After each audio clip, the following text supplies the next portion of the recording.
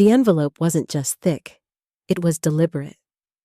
Ivory cardstock with gold trim pressed with the Langston crest, and sealed in wax, a texture that whispered wealth before it even revealed the contents. I turned it over twice before sliding my thumb under the seal. Inside, an invitation printed in raised ink, formal to the point of fiction. Miss Valerie Monroe, you are cordially invited.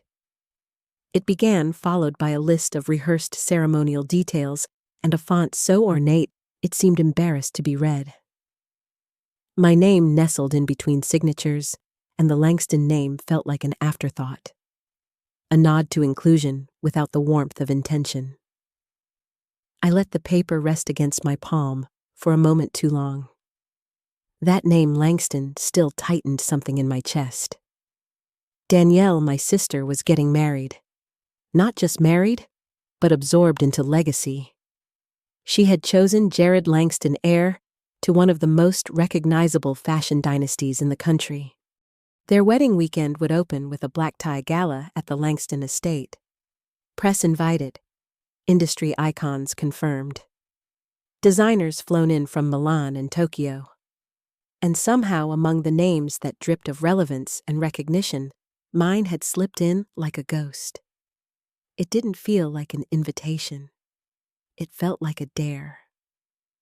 The last time I had stood in anything remotely Langston adjacent was 7 years ago, in a sterile boardroom where Richard Langston himself looked me in the eye and said I wasn't aligned with their brand image.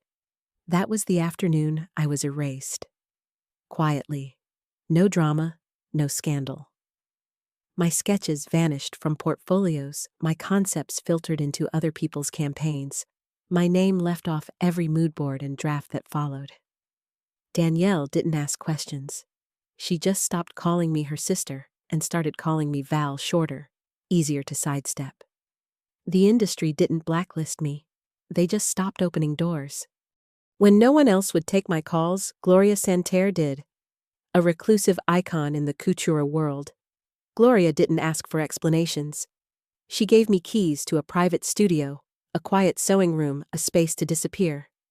I did, for years. Danielle didn't follow up the invitation with a call. Instead, her assistant sent a PDF. The itinerary was precise. Gala begins promptly at 6:00 p.m. Dress code black formal, no logos, no visible labels. Assigned seating. Head table by merit and association. Danielle had built her image on subtlety and supremacy. She didn't shine by being loud. She shined by dimming everyone else. I was expected to show up, take the corner seat, and smile like I was lucky to be remembered. I almost didn't go. I rehearsed my decline twice, wrote out the text, and deleted it each time. But beneath the reluctance, something more honest lingered. It wasn't that I wanted revenge. I wanted something quieter than that, something harder to define. I wanted to be seen, not applauded, not forgiven, just seen. I opened the back of my closet and reached for a garment bag I hadn't unzipped in years. Inside was a dress I'd designed the year before. I was dismissed midnight blue silk, a balanced blend of drape and discipline. It had been meant for the runway. Instead, it collected dust. I ran my fingers over the stitching and recognized my own handwriting in thread. But I didn't wear that dress. That version of me, the one who still believed in fairness, wasn't going either. So I made one call to Gloria's assistant. I didn't explain. I didn't need to. I just said one night, I want it to speak for itself. The next day, a box arrived with no card, no label, no name. Inside, a gown folded with reverence. Midnight blue again, but deeper, quieter. Sharp shoulders softened with fluidity. Subtle folds anchored with invisible structure. It wasn't loud. It didn't chase the eye. It commanded it. When I slipped it on, I didn't add makeup. No earrings. No heels yet, just the fabric and my breath. I stood in front of the mirror for a long time, not admiring, just listening. The room was quiet, and for the first time in years, so was I. I wasn't smiling. I wasn't trying. I was just still. Danielle used to say, "You dress for the room you want to belong in." But that night, I wasn't dressing for the room. I was dressing for the truth. And truth doesn't ask permission. It walks in on its own. I knew they would notice me. Maybe not with kindness, maybe not with welcome, but they would notice.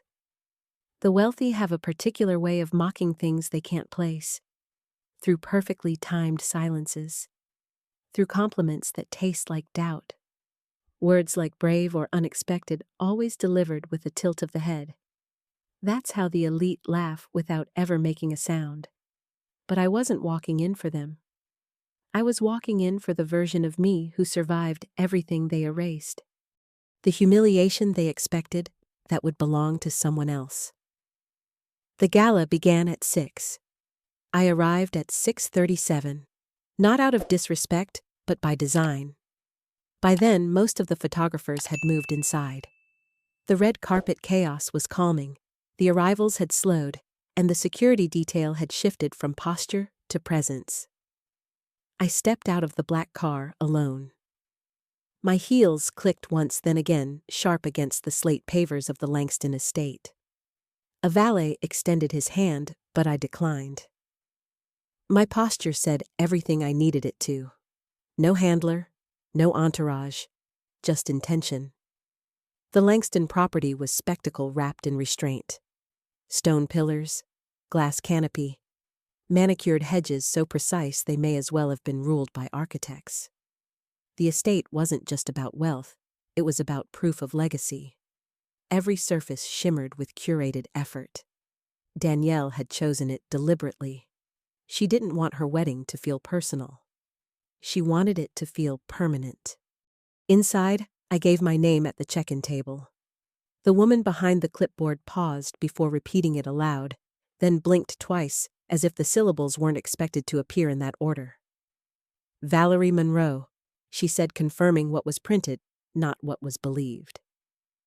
She gestured toward the staircase. Ballroom-level champagne reception. Her voice was pleasant, but her eyes carried the weight of a question she didn't ask. I climbed the steps without looking back. The sound changed at the top. Strings, clinking glass, polished laughter. I walked into the ballroom one beat behind the music. Lighting fell like warm honey across gold sconces and marble floors. The chandeliers shimmered overhead, deliberate, delicate. Every table was a magazine spread. Servers floated by in clean black uniforms, offering champagne flutes with practiced ease. And at the center of the room, like the heart of a mechanical watch, stood Danielle. She was glowing, draped in ivory with crystal beating down the sleeves, perfectly styled. Her body angled always toward the nearest photographer. She wasn't just a bride. She was a campaign. Her eyes found me within seconds. First, a flicker of recognition, then the shift-jaw shoulder breath. She smiled like someone who'd practiced that smile in the mirror 100 times. She took 3 steps forward, 2 friends flanking her in pastel gowns, both of them carefully avoiding direct eye contact with me. "Val," she said, kissing the air near my cheek. "You came." I matched her tone. I was invited. She laughed lightly, tilting her head. "I wasn't sure you'd feel comfortable." I looked her over, glittering tulle necklines slightly too familiar. I'd seen that silhouette before. Not in a magazine, in my old portfolio. The second one, the one that disappeared the month before I was dismissed. "I'm perfectly comfortable," I said. "This is what I do." "Do," she echoed. "Design," I said simply. Even now. Her expression changed just enough for me to see it, the flicker of discomfort before the recovery. Then one of her friends, a brunette with a nervous laugh, nodded toward my shoulder. "That sleeve who's the designer Danielle," cut in quickly. "Oh no, Gloria's retired. Val probably picked this up vintage. She loves digging through archives." Her smile didn't reach her eyes. She turned to rejoin the room before I could answer. But I didn't follow. I didn't need to. Because across the ballroom, Richard Langston had just turned to look at me. He stood near the center archway, surrounded by donors, designers, and family friends. His jacket was double-breasted, tailored within an inch of its lineage. His presence didn't demand attention. It assumed it. And for a second, just long enough to mark the moment, he stopped listening to the man beside him and looked directly at me. He blinked. Once. Then again. His eyes moved down the neckline across the shoulder to the slight drape that caught the light only if you knew where to look. His expression didn't change, but his posture did. Subtle. A quiet rebalancing, like a man remembering a door he once closed too early. I held his gaze. I didn't nod. I didn't smile. I simply stayed.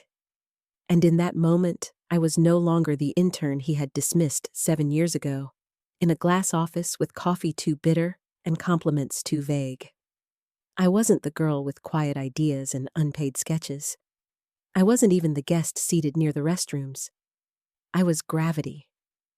A photographer near the dance floor paused, camera low at his hip. His lens lifted toward me without instruction. One photo, then another. He didn't ask for a pose. He didn't need to. The dress did all the talking. When he lowered the camera, he asked quietly, "Name Valerie Monroe," I said. "Independent designer." He nodded, already moving on. No business card exchanged. No PR trail needed, just recognition. The air had changed. I stepped away from the floral arch and let the room breathe. Danielle was back near the champagne tower, laughing louder than necessary.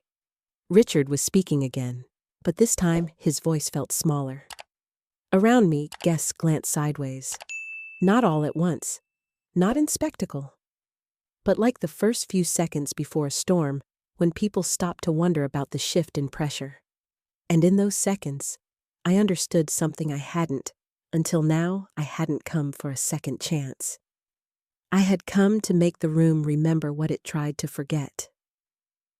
The ballroom air was too still for the number of people inside. Everything shimmered, champagne gowns, conversation. But the stillness wasn't silence. It was restraint. The kind that gathers in elegant rooms right before something shifts. I walked slowly along the edge of the crowd, unhurried, unnoticed by some unforgettable to others.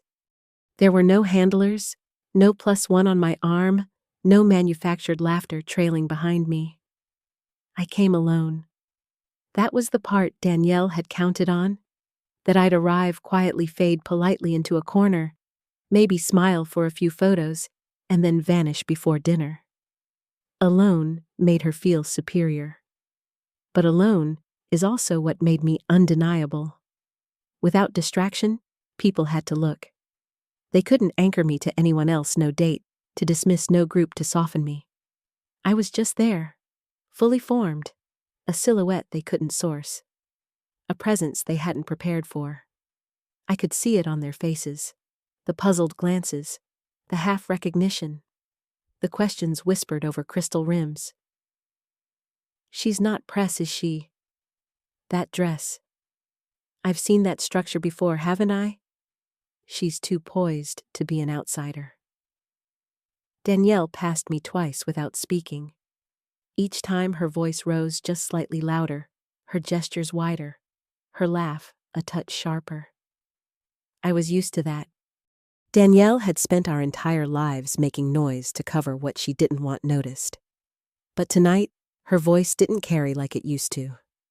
Because Richard Langston had gone quiet. He had barely moved since our glance. But every few minutes, his eyes flicked across the room, subtly, methodically, always landing on me. I could feel it. Not in a threatening way. Not even hostile. It was something else. Recognition. Not of who I was, but of who I might still become. A younger man in a burgundy dinner jacket approached, polite but curious. "Pardon me, miss, are you? I mean, forgive me, but that gown, It looks like something Santerre might have. He stopped himself. I didn't. It is, I said. But she made it for me, not for a collection. His brow lifted. You're a client of hers.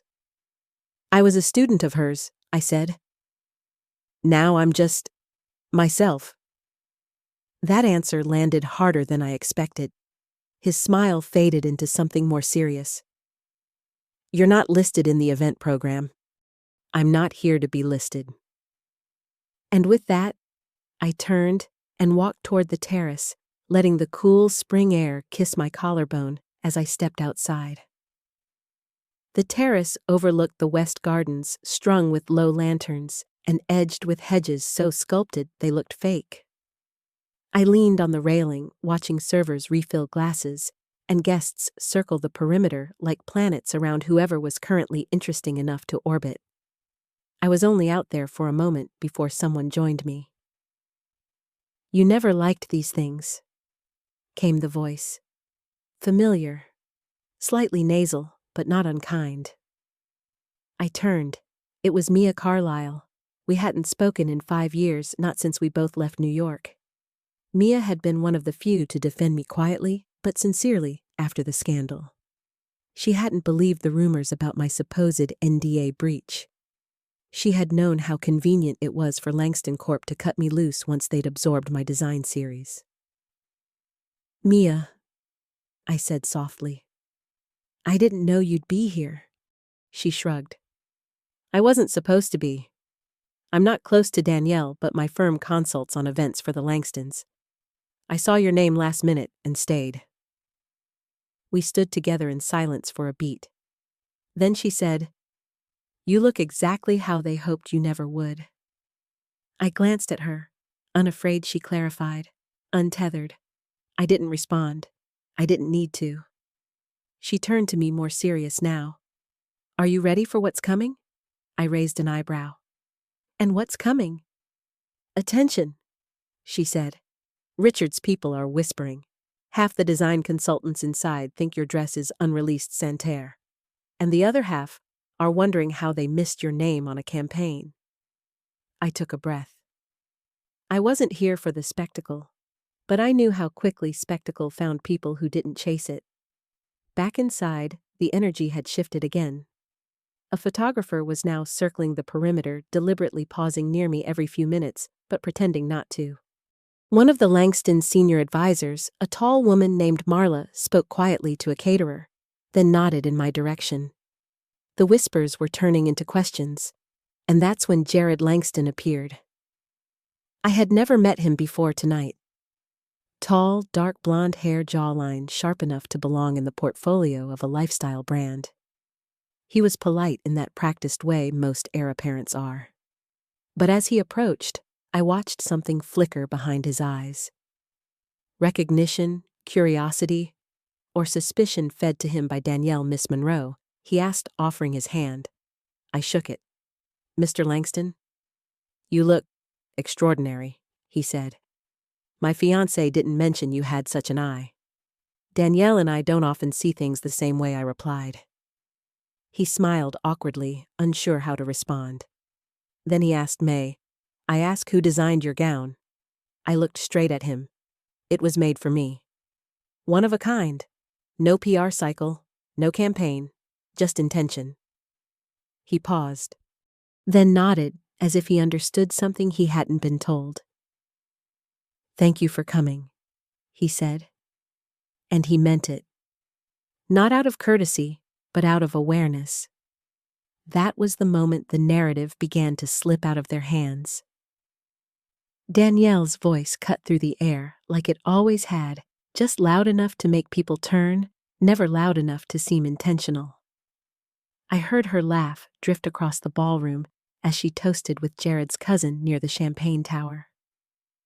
The kind of laugh meant to frame her as effortless, unbothered, but her eyes were restless. She was watching me again. By now, it wasn't just curiosity, it was calculation. I stayed near the west archway, sipping slowly from a glass I didn't refill. The music had shifted into background elegant strings woven with piano, easy to ignore unless you knew how to listen. The conversations around me thickened into industry names, gallery openings, cross-brand collaborations. The Langstons didn't just invite guests, they curated them. Danielle floated through the room like she belonged to it. Her dress sparkled with every turn, a fabric chosen more for its shine than its fit. It clung in places that made photographers eager, but stylists uneasy. The kind of piece designed to be seen from a distance, less flattering up close. I didn't move toward her. I didn't need to. Her orbit brought her to me. "Valerie," she said, suddenly approaching with a tight smile and a fresh flute of rosé. "There you are. I wasn't sure you'd still be here." I turned slowly, deliberately. "The night's just beginning." She nodded, brushing a hair from her shoulder, letting the diamond-studded comb catch the light. "I'm glad you came. Really. It's important for family to show up, even when they've stepped away." There it was, the jab wrapped in sugar. "I never stepped away," I replied calmly. "I just stopped following." Her mouth opened slightly, but no words came. She quickly recovered, reaching for civility. "That's a beautiful gown. Very understated." I tilted my head. "Is that why you've been circling me for the last 30 minutes? Her cheeks pinked barely. "Just making sure my guests feel welcome?" "I do," I said, "especially the ones who keep asking me who designed this." That froze her for a beat. She tilted her head, narrowing her gaze. "Oh," I smiled, slow and quiet. "Don't worry, I haven't told them." Danielle stepped closer. "Valerie, I know how you get. This night isn't about you." "No," I agreed, "but that doesn't mean it belongs entirely to you either." She forced a laugh louder than necessary, drawing the attention of a few nearby guests. "You always did love your cryptic moments, and you always did love centerpieces over substance," I replied, motioning gently toward the towering flower display behind her. "Which explains the hydrangeas in April." That landed harder than she expected. Her fingers tightened around the glass. "Val." But someone interrupted. A woman in a charcoal gown, early 40s hair sculpted into a modern twist, stepped forward with the ease of someone used to being the most important person in the room. "I'm sorry to intrude," she said, addressing me, "but I just had to ask. Your dress. Is it Santerre?" Danielle stiffened. I turned politely. "It is. Vintage?" she asked, eyes glittering. "Custom?" I said. The woman blinked. "That explains it. The cut is unmistakable." "But I've never seen it in any archive." "You wouldn't have," I replied. "It was never released." That was the moment Danielle's smirk disappeared completely. The woman smiled, impressed. "Who are you wearing it for tonight?" I met her gaze evenly. "For myself." She paused, then nodded with something close to respect. "Well, consider me converted. I work with Maison Alex. We're always looking for new collaborators." Danielle forced a laugh again. "My sister's not. She hasn't worked in design in some time." "I didn't stop designing," I said gently. "I just stopped putting other people's names on my work." The woman from Maison Alex glanced between us, understanding slowly dawning. She didn't press. She simply handed me a slim card and disappeared. Danielle said nothing for a moment. Then, "You're making this harder than it needs to be." I looked at her calm. "No.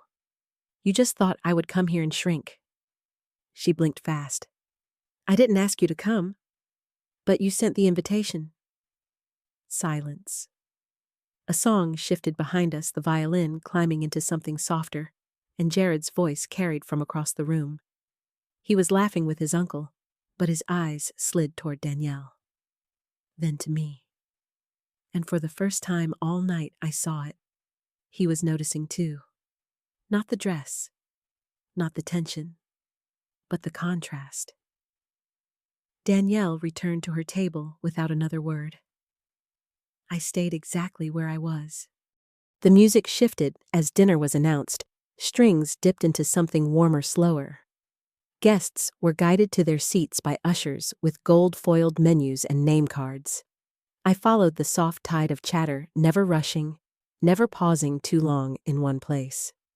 I already knew my seat would be carefully chosen. Danielle would have seen to that. Table 12.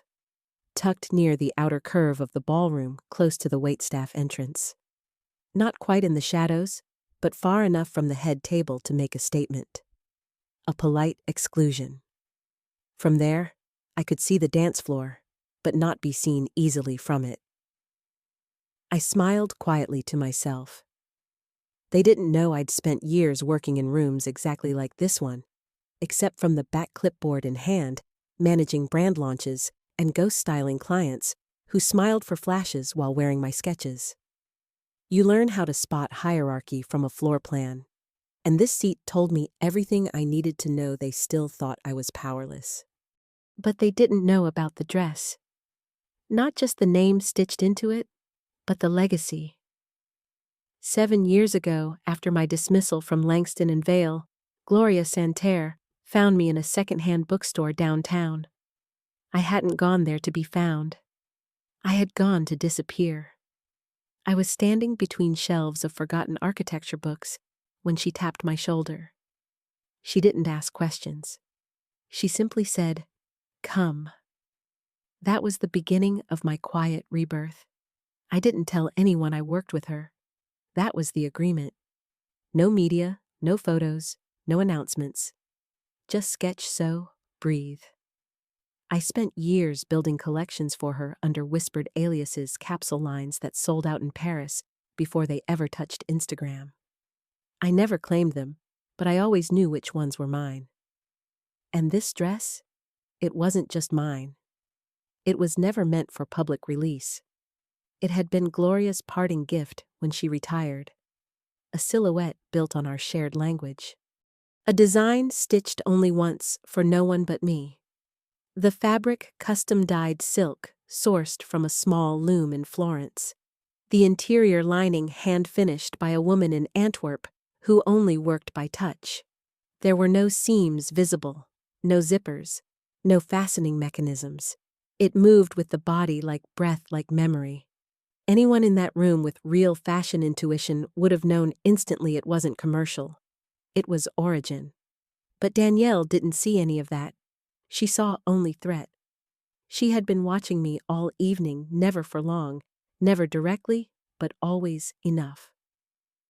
At some point during the appetizer course, she excused herself from the head table and began making her way around, glass in hand, laughing, thanking guests, performing, until she got to me. "Well," she said brightly, "you look surprisingly appropriate." I folded my napkin and placed it down slowly. "It's nice to see you too, Danielle." She gave a small chuckle. "I meant the dress. It's not your usual style. No fringe, no excessive volume, no overreaching statements."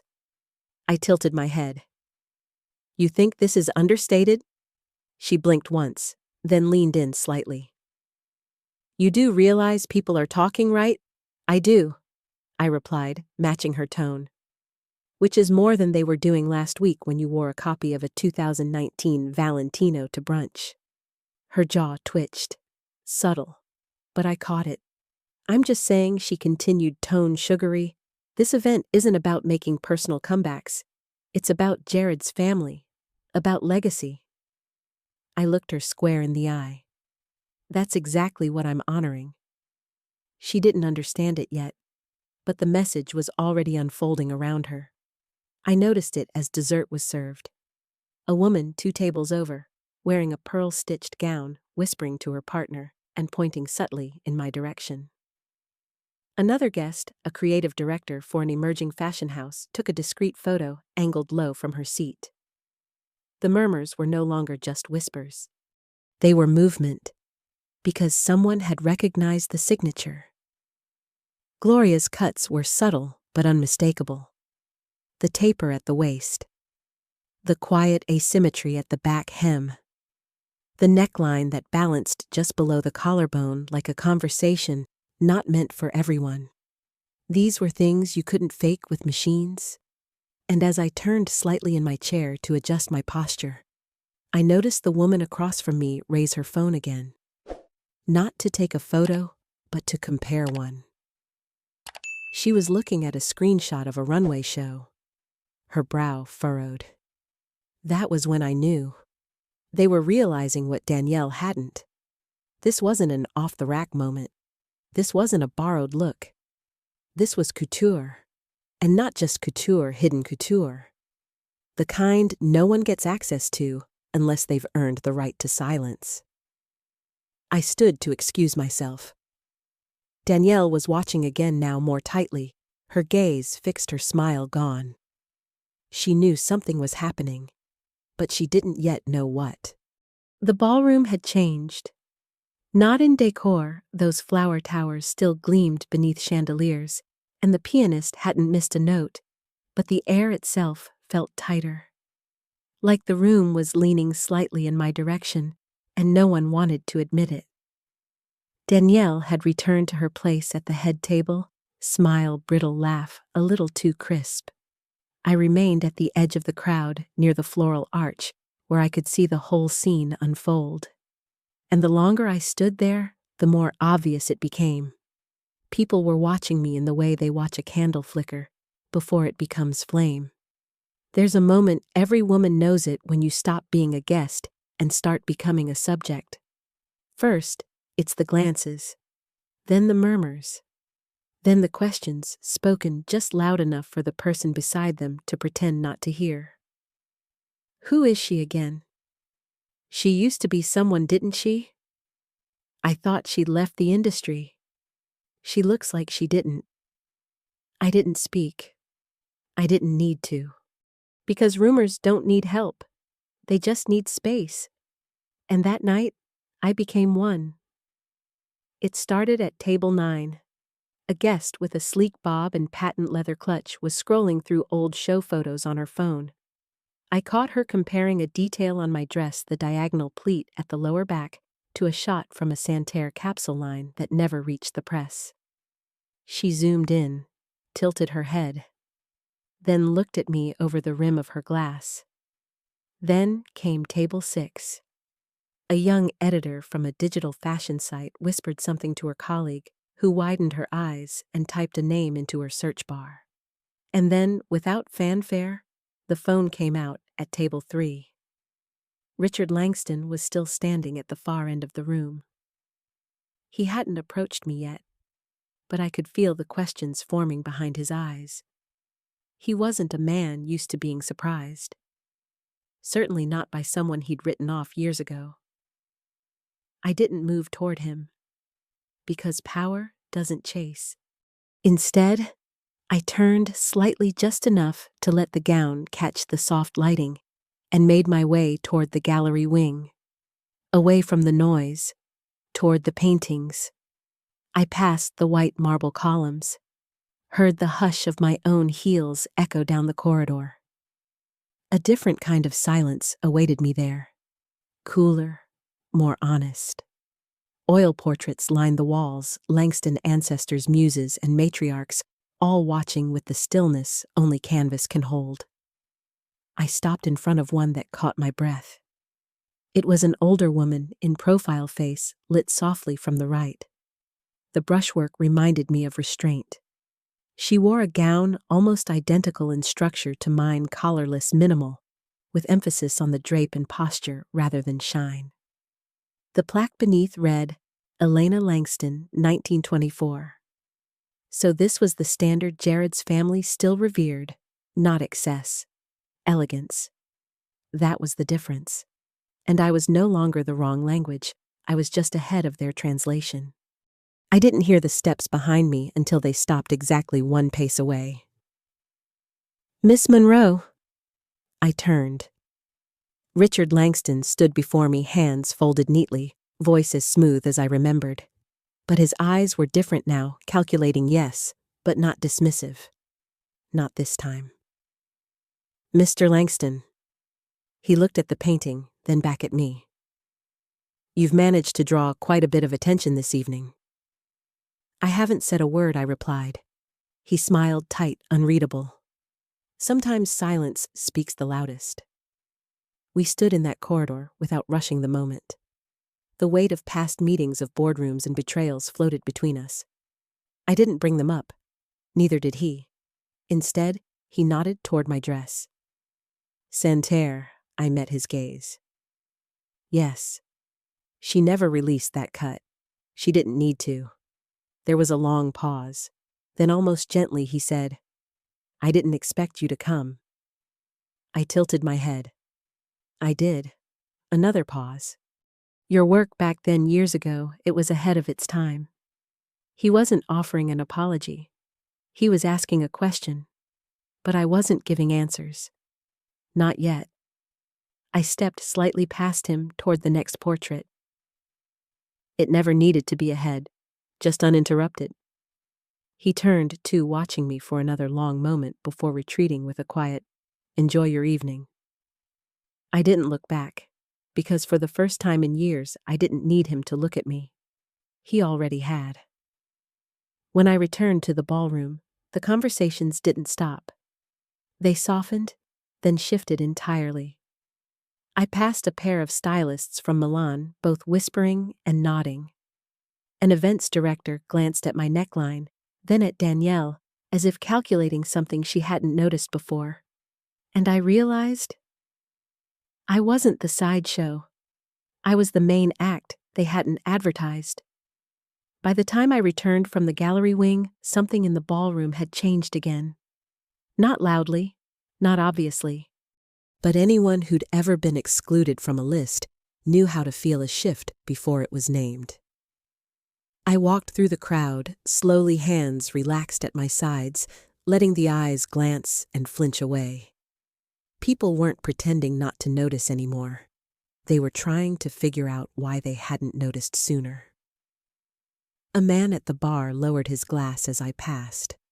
A woman beside him leaned in to whisper something, then straightened her posture when I caught her eye.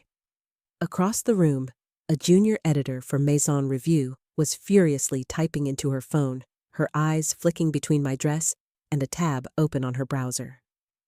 Something had been triggered. I knew what it was before I saw it. Near the welcome table, 2 event staff members were flipping through the official guest ledger cream-colored pages, with gold trim thick enough to resist smudges, but not speculation. One of them pointed to something on the list. The other narrowed her eyes and looked up. At me. I didn't move closer. I didn't need to. Danielle's voice floated into the space like a blade wrapped in silk. There must be a mistake. I double-checked the list with the Langston PR team. Every name was cleared, verified.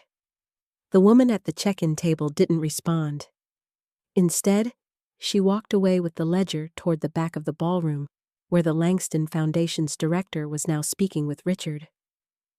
Danielle followed, her posture tense.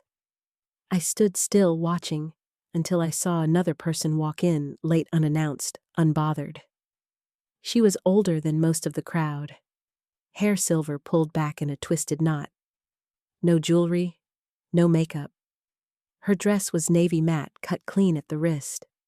She walked with the composure of someone who had once taught people how to walk. Gloria Santerre. Danielle saw her at the same time I did. Her expression fractured just slightly. Enough for me to see the calculations happen behind her eyes. This woman wasn't on her spreadsheet. This wasn't part of the carefully balanced guest matrix she'd built into her rehearsal dinner. She looked toward Jared as if silently begging him to intervene. But he was watching Gloria too. She didn't stop for the greeters. She didn't sign in. She walked straight to me. Valerie, she said with a small smile.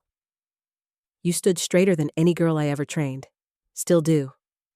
I laughed softly under my breath. You're not supposed to be here. Neither were you, she replied without irony. We stood there, 2 silhouettes forged in the margins of other people's stories, and suddenly the room felt smaller. like the rest of it, had gone blurry around us. "How did you get in?" I asked. She lifted a single brow. "I wrote the name on the original ledger. The one your sister never cross-checked." Of course she did. Of course her name had been on the real list. She leaned in slightly. "They've been stealing from me for years, Valerie. Tonight, we remind them where the line begins." Behind her, a man with a headset tapped someone's shoulder, then whispered toward the catering staff. People began gathering near the stage. Danielle reappeared beside Jared, whispering quickly, her mouth-tight smile gone. Gloria adjusted my sleeve gently. "You did well," she said, smoothing an invisible wrinkle. "You held the room without saying a thing. You taught me how I replied." "No," she said. "I just reminded you." Then she walked away, not toward the seats, but toward the exit. She had come to be seen, not to stay. I turned back toward the stage, just as Richard Langston was stepping into the light, the hum of conversation dropping into reverent hush. His speech was scripted, rehearsed. He praised his son, toasted Danielle, thanked the family's acknowledged donors. But I watched the line of his eyes. He never once looked at her. Not during the speech. Not after. And when he stepped down, he didn't walk toward the head table. He walked toward me. Richard Langston walked toward me with the deliberation of a man who rarely needed to move first. The crowd shifted subtly around him, conversations lowering champagne flutes pulled closer to lips. Danielle noticed too. I saw it in the sharp angle of her spine, the frozen smile she tried to keep pasted for the guests still watching her. He reached me just beyond the floral arch where I stood in partial light, half in the ballroom and half out of it. "Miss Monroe," he said, like he hadn't said my name in over 7 years. "Mr. Langston." His expression held the calm control of someone accustomed to owning the silence. But tonight, that silence belonged to me. "You've caused quite the stir," he said quietly. "I haven't done a thing," I replied. "I walked in, that's all." He nodded once, his eyes scanning the seam of my dress before returning to my face. "And yet people seem to be having long conversations about your presence." "Maybe they've realized I was always in the room," I said, "even when no one looked." For a brief second, his facade cracked. "Just slightly." "That dress," he said, lowering his voice even further.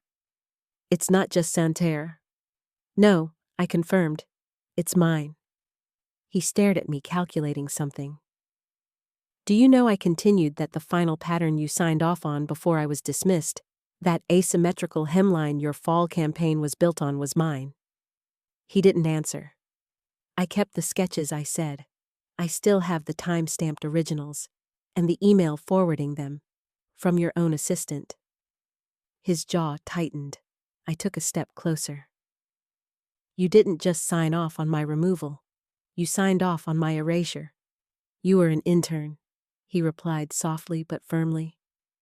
"You had no contract, no copyright." "I had talent," I said, "and you took it. This was not a confrontation. This was a restoration." "I know what you're trying to do," he said. "But bringing this up now at a family event—" "I'm not bringing anything up," I interrupted. "I'm wearing a dress." He hesitated, then asked, "What do you want?" I didn't answer right away. Not because I didn't know, but because this time I wanted him to feel the space. And in that space, he realized something. I didn't want a seat at his table. I was the table. "I want you to remember this moment," I said, "because it's the first time you realized you were no longer the only architect in the room." With that, I walked away, slow, composed, toward the far side of the ballroom, where the violinists were adjusting their sheet music. The song shifted again, a deeper register now, as if the room itself was adjusting its posture. Back at the head table, Danielle looked like she had swallowed a stone. Jared leaned toward her, whispering something, his eyes now scanning the room, the way someone searches for a truth they've been shielded from. And then came the next ripple. A woman from Vive Mode magazine approached me, her lanyard tucked discreetly into her clutch. "Excuse me," she said. "I know this isn't a media event, but I have to ask. Were you the ghost designer behind the 2020 Santerre revival line?" I paused. "Not long. Just enough." "Yes," I said softly, unofficially. She blinked, then smiled. I knew it. She stepped back without pressing further. No tape recorder, no photo request, just confirmation. The kind that spreads faster than anything published. It moved like ink on fine paper. By dessert, 3 more guests had approached me. One with a quiet handshake. One with a card slipped into my hand. One with nothing but a glance and a nod that said, "We know now." Danielle tried to recalibrate. She made a speech during the dessert course. She thanked the Langston family for believing in new ideas and supporting emerging women in design. Her voice cracked only once when her eyes flicked to mine and I didn't look away. She had built a wedding around being the center of the story. And suddenly, the story had changed chapters. Not because I demanded it, but because I had become undeniable. After her speech, I saw Gloria slipping quietly out a side door. She had done what she came to do. She didn't need credit either. I followed her with my eyes until the curtain closed behind her. They had tried to erase us. But here we were. Threads still intact. I once read that a true designer leaves no need for a label. That the line of a collar, the angle of a hem, the tension between shoulder and sleeve, that's the real signature. You either know how to see it, or you never will. By the time the coffee was poured and the final toast raised, my dress had spoken enough. I wasn't seated anymore. I didn't return to table 12. That was never really my place. I stood near the side gallery arch, back straight, glass untouched. I watched as the Langston guests shifted first in tone, then in posture, and finally in allegiance. No one said anything out loud. But that was how real recognition worked in circles like this. The silence became an amplifier. The more Danielle smiled for the photographers, the more people turned toward the woman they hadn't listed on the program. They still didn't say my name, but they stopped saying hers with conviction. A pair of stylists approached one another near the dessert bar. One held up her phone, discreetly scrolling through side-by-side photos, my dress tonight, and a piece from Langston's spring line 2 years ago. The resemblance was unmistakable, not just in color or silhouette, but in the rhythm of the structure. Mine was the original. Theirs had been the echo. And now everyone was beginning to hear it. I didn't need to say the word copy. The stitching said it for me. The neckline I had spent weeks drafting by hand, the one Gloria called the breath line, was now being traced back to me by strangers who knew fabric like others, no fingerprints. Someone from Le Mode Daily tried to approach Richard mid-conversation, holding out a phone. He waved her away. Danielle caught it. I saw her take a step toward him, face tight with urgency, but he turned his back before she could reach him. Jared was the only one still trying to make sense of the room. He looked toward me, once eyes narrowed not with anger, but with a quiet curiosity that made me realize he'd never been told the full story. Danielle had always controlled the narrative. She had rehearsed it like a speech. She was the success story. I was the sister who used to design. She must have told him I'd left the fashion world to reset or realign. And now, here I was, wearing the unspoken proof that none of that had been true. I stepped outside for air. The evening had shifted into something colder, quieter.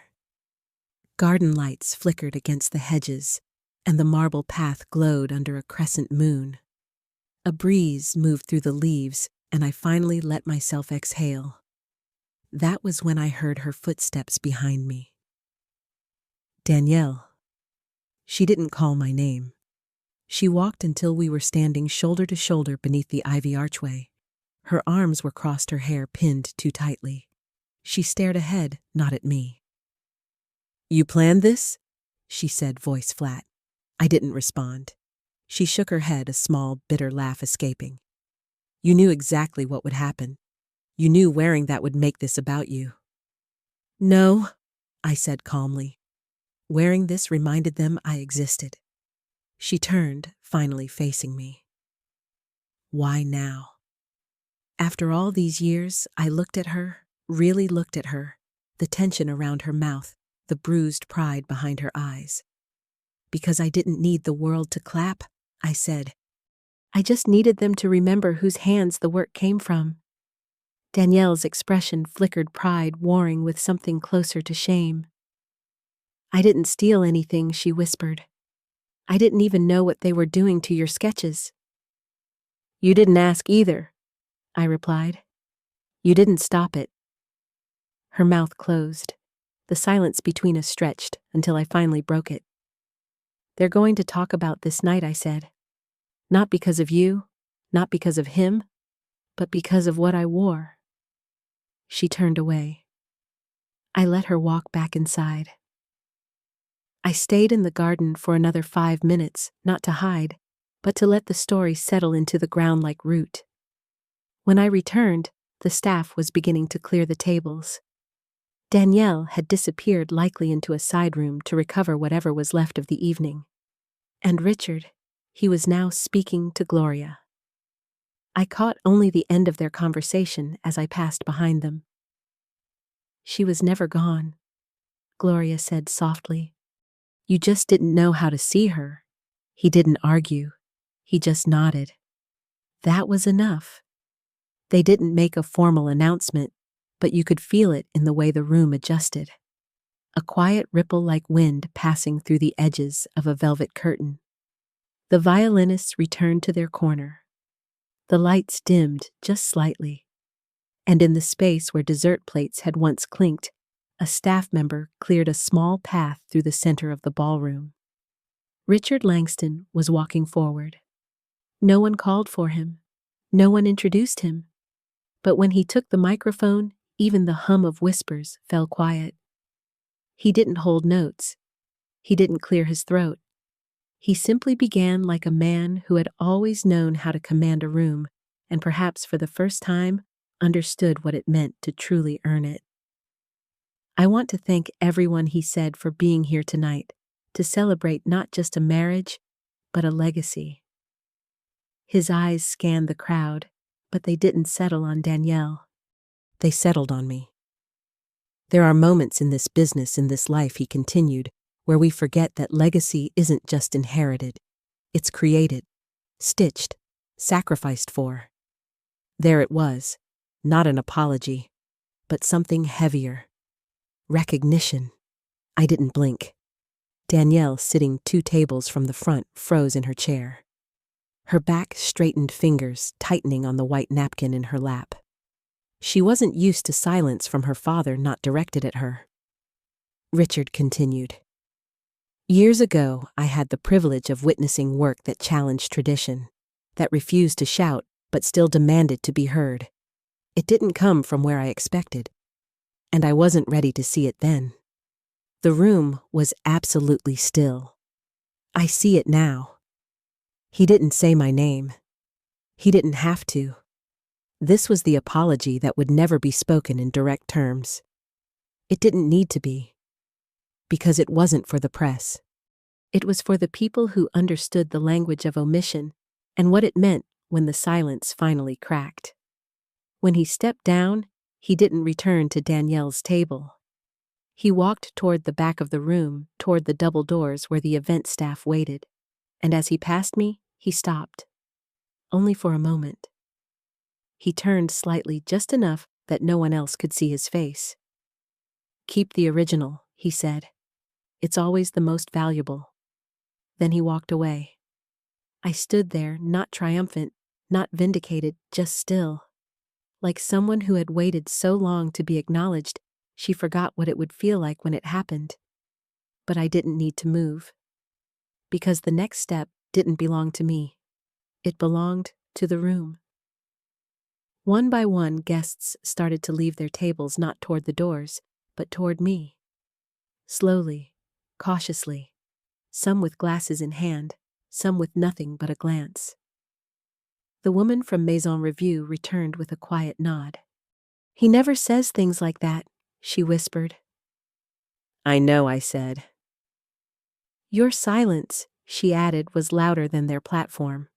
Another guest, a younger designer with pins still clipped to the cuff of her dress, offered her card. "If you ever teach," she said, "I want to learn from you." I took it not to collect names, but to remember that this wasn't just a personal reckoning. It was a professional resurrection. One earned without pitch decks or publicity, just presence. Danielle never stood again. Not that night. She remained at her table, her body rigid, jaw clenched as people passed her by. Some out of kindness, some out of avoidance. But no one paused beside her long enough to console. She had built an evening around herself. And now, the spotlight had shifted, and she didn't know how to stand in the dark. Later, as the final string notes faded and staff began dimming the chandeliers, I turned toward the archway where I first entered. One of the servers stood there, a soft smile on his face. He nodded gently as if to say, "You changed something here." And I had. Not with force, not with spectacle, but with a dress that told the truth and a silence no one could reinterpret. The letter arrived 3 days after the gala. Hand-delivered. No return address. Just my name typed in crisp serif font on a heavy white envelope. I turned it over once in my hands before opening it, not because I was nervous, but because I already knew what it would say. Or rather, what it would try to say. Inside, a formal request from Langston & Vale's corporate office. Polite language veiled flattery, a clear offer. They wanted to discuss a collaborative capsule opportunity under the Langston name, inspired by the organic industry momentum generated at the recent gala. They invited me to join as lead consultant. They never said the word correction. They used words like partnership, visibility, alignment. But I'd read enough contracts in my ghost designing years to understand the difference between praise and panic.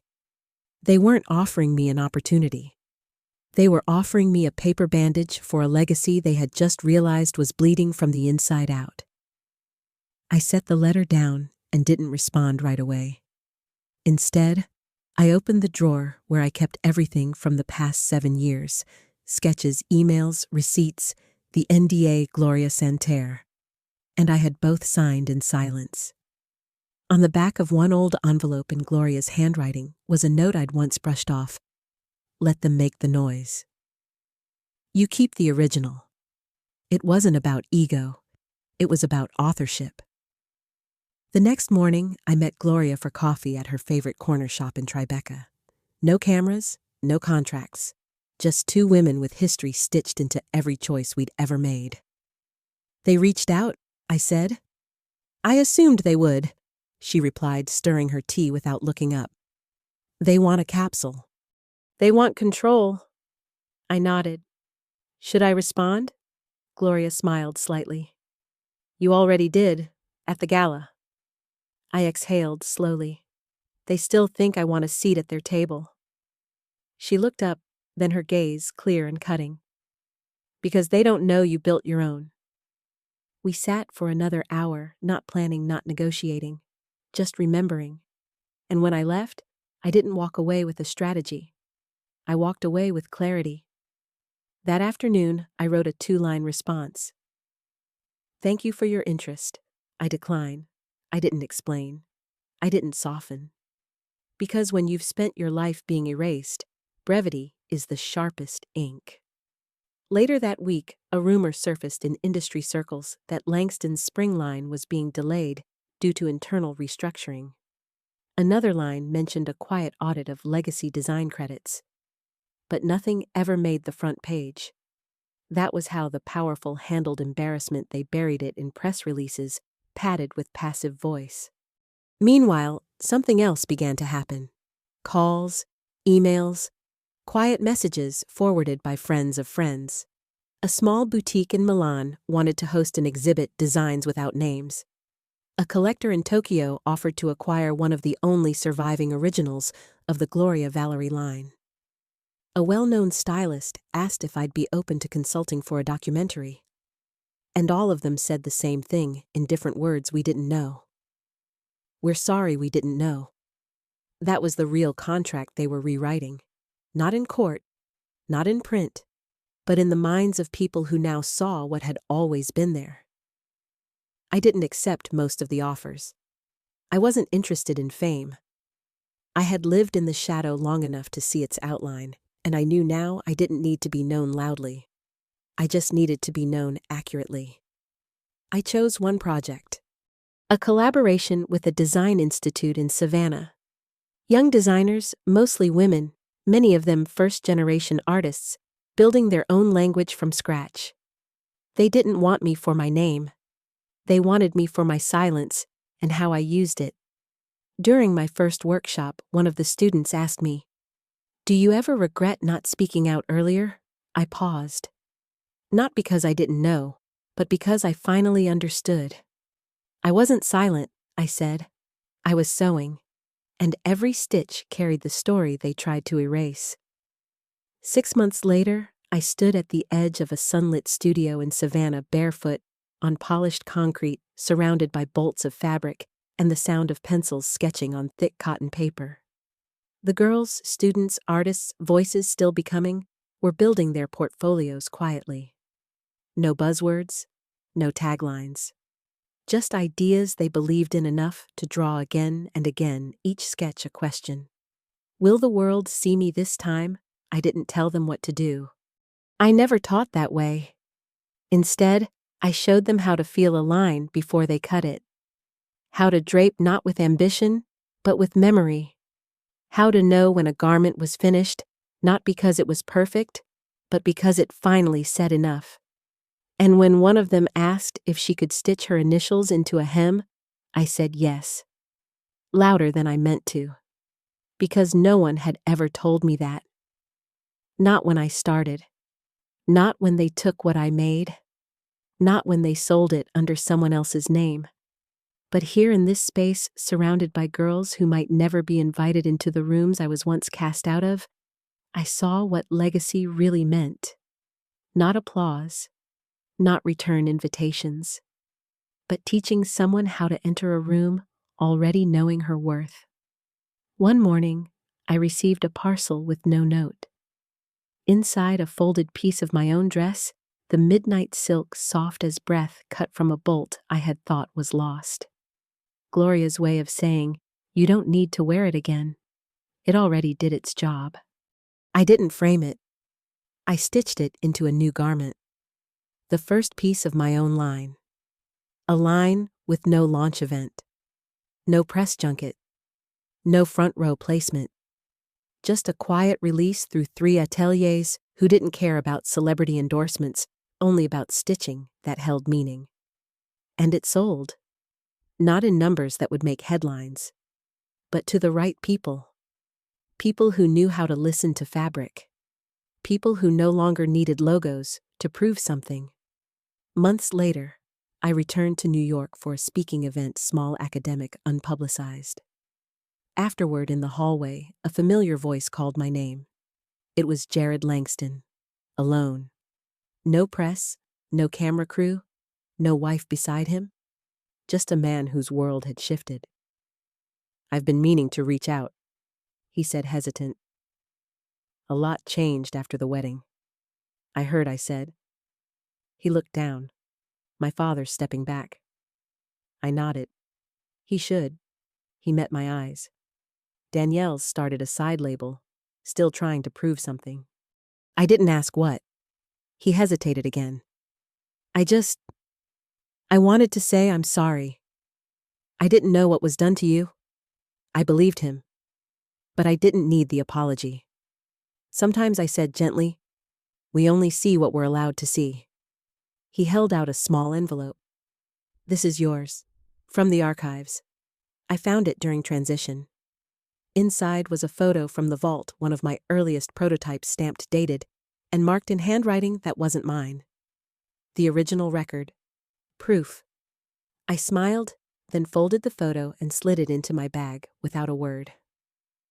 That evening, I stood by a wide window as the sun dipped below the skyline, the city humming beneath me. I thought about how far I had walked without making noise. How many doors I'd chosen not to reopen. How many letters I'd never replied to. And how somehow I had still arrived exactly where I belonged. Not in revenge, but in return. A return to my name, to my hand, to my silence, to the truth that needed no announcement.